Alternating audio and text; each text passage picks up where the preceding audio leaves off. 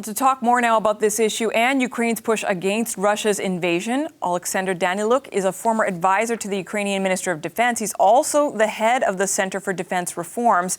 We reached him in Ukraine. Hello, and thank you for your time today. Hello. Thank you for having me. Now, I understand that you are involved in the resistance against Russian forces. What can you tell me about what that work entails? About my role Yes. right now? I'm in special unit of one of the Ukrainian intelligence agencies, and we, I believe, engaged in the most important part of this confrontation. What does that mean? It means that we are going to win this war, and we are responsible for conducting, that special measures to bring this victory to Ukraine as soon as possible. I appreciate that there is a need for discretion here. I wonder, though, if you can help me understand if you are actively engaged in fighting or involved on a more strategic level. I would say rather on the more strategic level. Okay. Yeah, so actually, just a few words about my background. In 2014, I was chief advisor to the Minister of Defense, and later I was also special advisor for 3 different heads of Ukrainian foreign intelligence. So yeah, I am in, let's say, the most strategic part of this confrontation. Okay. I'd like you, we've asked you on the program to help us understand a bit more about what is happening in terms of foreign fighters. We know that President Zelensky issued a call a few days ago for foreign nationals to travel to Ukraine to fight against the Russian invasion. CBC News is aware of at least half a dozen Canadian veterans in various stages of joining the fight in Ukraine. What can you tell me about foreign nationals joining Ukraine's fight against Russia? Do you have a sense of how many have, for instance? I heard that we had about 30,000 applications. 30,000? But honestly, I haven't. Yeah, like 30,000. Yeah, and but I have not. I have not seen any of them, on the ground yet. And I think that this is important, and obviously we have more than enough, human power, and all of the Ukrainian, men and a lot of women, they're ready to fight. But it's very important. It's very symbolic that we have that, foreigners who want to share this, burden of fight with us. Because again, it's completely clear that Ukraine is fighting right now not just for our freedom, but for the, Western world in general, and all of the values which are important for Western civilization. And at that time, when a lot of Western leaders, they, let's say, don't have that courage to join us in that fight, as they should do, it's very important that citizens of that country stay ready to join us in that fight against actually pure evil, which again, this pure evil, unfortunately, was not punished, properly in 2008 after Georgian war, in 2014 after war in Crimea and in Donbass, and that's why we have this situation right now. So actually, the West encouraged Putin to continue that aggression, and this is the price, the same, price which was paid by Europe during the Second World War. There is a huge difference at the same time, because a lot of foreigners, Westerners, they believed that Ukraine could be some sort of new Czechoslovakia. But as you can see, we are a little bit different, right? And actually, we are not going to surrender. And honestly, I think that the single problem we have right now is Russian nuclear weapon. Otherwise, we would probably finish this war, without any help at all.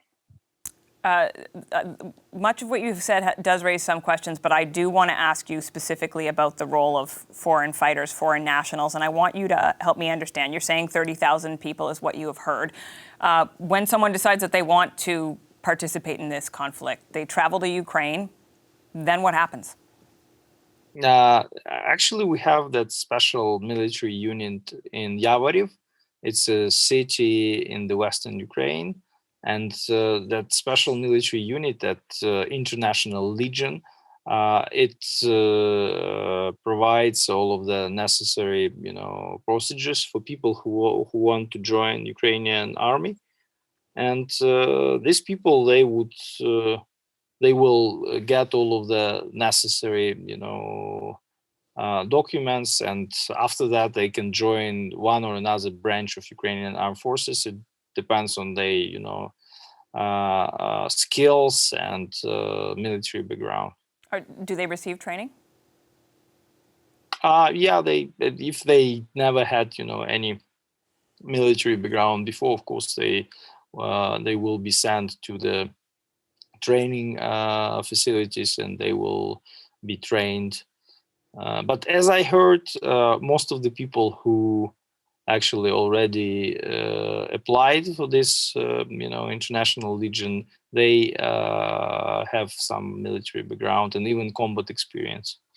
Beyond finding out about their experience, so that I imagine you can best make use of their skills, are they being vetted in any way, or is just anyone who shows up can be part of the fight at this point? I think that it's, of course, it's a matter not only of military background or desire to fight for Ukraine, but also, traditional procedures of counterintelligence, checking the background and the person.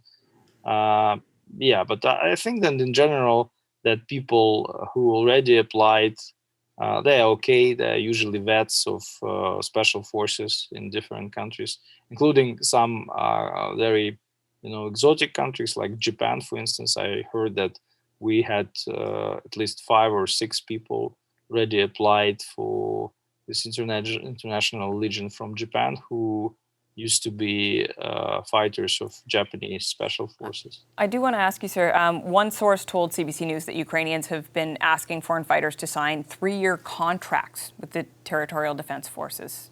Do you know if that is true, and if so, why? Are there contracts? No, I didn't hear anything like that, and I don't think that actually Russians have any chance to fight with us 3 years. Actually, right now, that more than 9,000 Russian soldiers are already dead. So actually, with such a dynamic, we will actually destroy all of the formation in like 5 weeks. So you're suggesting that you believe that the conflict will essentially come to an end in about 5 weeks? Oh, actually, I mean that if we would keep the same dynamic, it would be the end. But the problem is that Russians change their tactics, and they don't send that huge formations. Instead, they started using artillery and missiles to ruin our cities.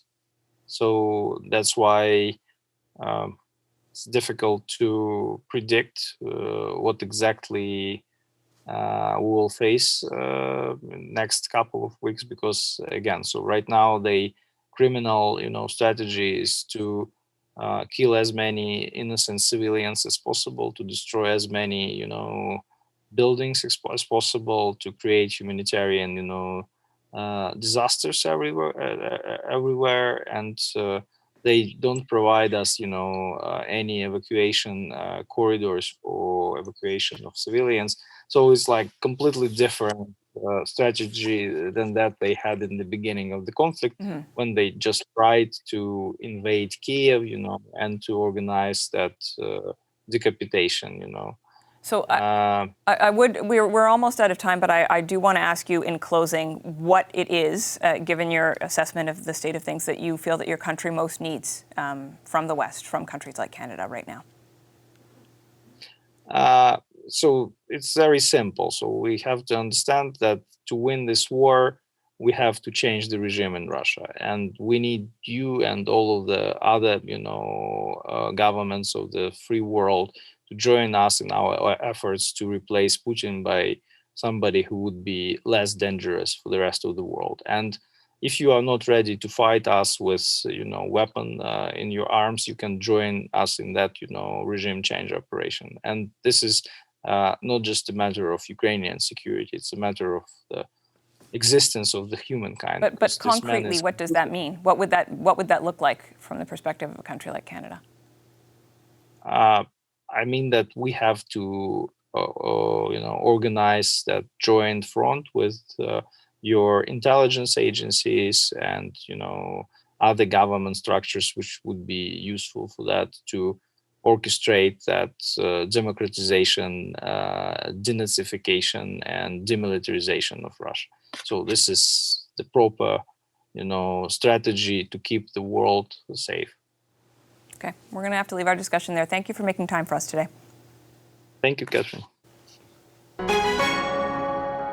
Hi, I'm Vashi Capellos, host of Power in Politics. See more of our show by subscribing to the CBC News channel or click the link for another video.